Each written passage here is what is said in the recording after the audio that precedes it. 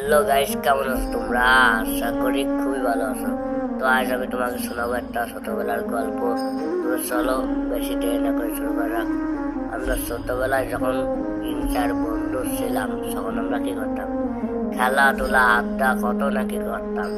এক বন্ধু যখন ছোটবেলায় মনে করো এক বন্ধু ঘুমায় থাকতো সকালবেলা 8-9টা বন্ধু, আর আমরা তখন যখন 6টার সময় খেলতে বেরোয় যেতাম, তখন ও যদি না আসতো ওর বাড়ি চলে আসতাম ডাকতে। ও যখন ডাকার পরে যদি না উঠতো তখন আমরা কি করতাম, ওর মুখে পানি মারি দিতাম, আবার নাহলে ক্যাটো ক্যাটো দিয়ে উঠতাম। কিন্তু এখন এখন ডাকার মতন কেউ নাই, ওই ক্যাটো ক্যাটো বা পানি মারার মতন কেউ নাই যে আর কি করে পানি মারি বা ক্যাটো ক্যাটো দিয়ে উঠবে। এখন আর ওরকম দিনগুলো নাই, সব হারিয়ে গেছে জীবন থেকে। বড় হওয়ার পরে সব হারিয়ে গেছে। আগের মতন আর সেই দিনগুলো নাই, আগের মতন আর সেই দিনগুলো থাকবো না। কত সুন্দর একসাথে জুতি বাইতে ছিলাম, কতই নাকি দুষ্টুমি করতাম। এর গাছের আম চুরি করতাম, ওই আম চুরি নিয়ে ভাগাভাগি করে কাটাকাটি করে খাতাম। ওই কাটাকাটি করার কারণে কারো চোট লাগলো বা ঝগড়া বাইতে যেত, পরে যে আবার এক হয়ে যেতাম। কিন্তু এখন এখন আর কি খাবো, এখন তো সবাই নিজের চোখে দেখতেই পাচ্ছে যে আগে কিরকম হইতো আর এখন কিরকম। আগের দিনগুলো ছিল খুবই মজার। আগে ছিল না কোনো ফোন, ছিল না কোনো গান শোনার জিনিসপত্র, কতই নাই করতাম। বেশি তো রেডিও মেডিও ও বড়রা চালাতো, আমরা আর ওইসব তোমাটি করতাম নেই।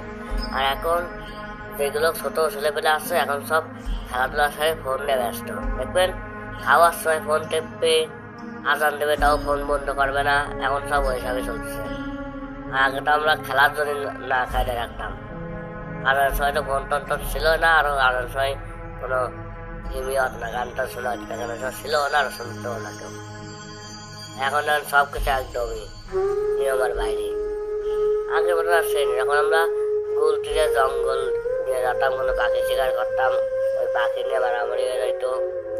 কোনোদিন আবার যদি মাঠে যদি কোনো ফুটবল বা ক্রিকেট খেলতাম, কারো জানালার কাজ ভেঙে গেলি ওই ঘরে এসে লুকিয়ে পড়তাম, আবার নাই কোনো একটা জঙ্গলে একটা লুকিয়ে পড়তাম যাতে না খুঁজে পাই। দিনটা ছিল খুবই হাসি খুশি ছিল। আর এখন এমন এক মুহূর্তের জীবনটি হারিয়ে গেছে।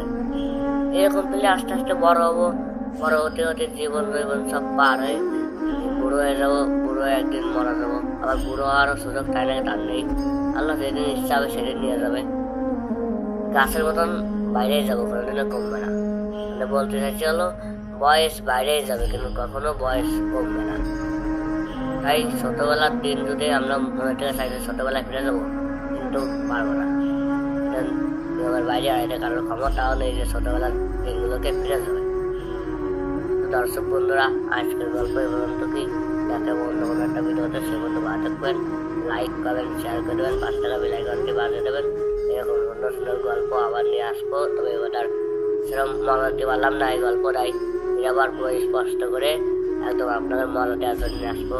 আজকেটা ছোট হয়ে গেল, ভালো থাকবেন, সাথে আসি কুরবান শুধুমাত্র।